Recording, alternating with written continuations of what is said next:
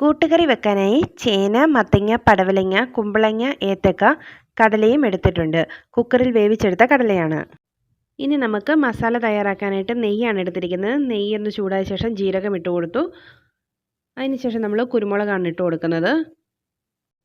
ഇനി ഇതിലേക്ക് വറ്റൽമുളകാണ് ഇട്ട് കൊടുക്കുന്നത്. ഞാനിവിടെ 2 വറ്റൽമുളകേ എടുത്തിട്ടുള്ളൂ.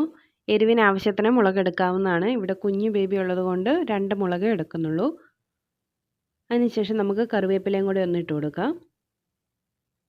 കുരുമുളക് ഒന്ന് പൊട്ടിക്കഴിഞ്ഞ് നമുക്കിത് വാങ്ങാവുന്നതാണ്.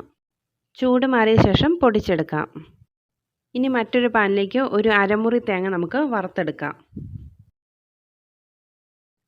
ഇനി നമുക്ക് മറ്റൊരു പാൻ അടുപ്പേ വെച്ചിട്ട് അതിലേക്ക് ഒരു ശകലം വെളിച്ചെണ്ണ ഒഴിച്ചു കൊടുക്കാം. എന്നിട്ട് അരിഞ്ഞു വെച്ചിരിക്കുന്ന പച്ചക്കറിയോട് ചേർത്ത് കൊടുക്കാം. ചേന ഉള്ളതുകൊണ്ട് ചുവട്ടി പിടിക്കാതിരിക്കാനാണ് ഇത്തിരി വെളിച്ചെണ്ണ ചേർത്തത്.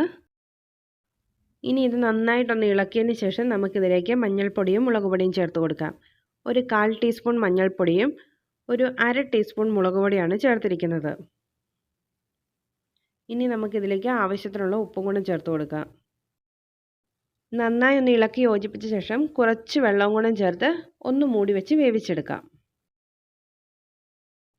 ഇനി ഇതിലേക്ക് വേണ്ട അരപ്പിനായി ജീരകവും തേങ്ങയും കൂടെ ഒന്ന് ക്രഷ് ചെയ്തെടുക്കാം. വേവിച്ച് വെച്ചിരിക്കുന്ന കടല കൂടി ചേർത്ത് മൂടി വെക്കാം. ഇനി നമുക്കിതെല്ലാം കൂടെ ഒന്ന് മിക്സ് ചെയ്തെടുക്കാം. ഇപ്പം കഷ്ണങ്ങൾ ഏറെക്കുറെ ഒന്ന് വെന്ത് വന്നിട്ടുണ്ട്. ഇനി നമുക്കിതിലേക്ക് ശർക്കരയാണ് ചേർക്കേണ്ടത്.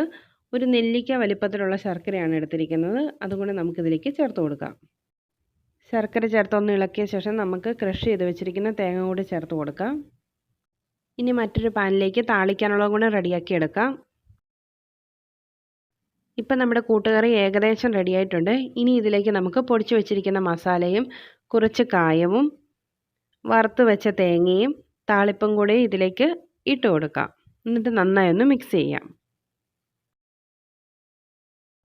ഇപ്പം നന്നായി മിക്സ് ചെയ്തെടുത്തിട്ടുണ്ട്. ഇനി നമുക്കിതിനെ മറ്റൊരു പാത്രത്തിലേക്ക് മാറ്റാവുന്നതാണ്. നമ്മുടെ കൂട്ടുകറി ഇവിടെ റെഡി.